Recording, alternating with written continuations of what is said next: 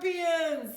It's hot season and you know you're gonna find them in your house. As a matter of fact, it's been almost or over a year since I've seen a scorpion in my house until just last night. So it reminded me I probably need to share this homemade scorpion repellent. It's made only with essential oils and has no harsh chemicals. You can spray it on your bed, you can spray it around your body. It'll hopefully keep those scorpions away. So all you need is an empty spray ball, add 2 cups of water, then you're gonna need 20 drops of lavender oil, you're gonna need lemongrass, you're going to need cinnamon, you're going to need also cedarwood, and you're going to need wild orange essential oils, 5 to 10 drops of each. Put them in here in a spray bottle along with the 2 cups of water, shake it up, and then you can spray those scorpions away, knowing you're not getting any harsh chemicals on you or in your house. And if you want the full detailed recipe, head to my blog at smartshopperdaphne.com or follow me on any of my social media platforms at smartshopperdaphne.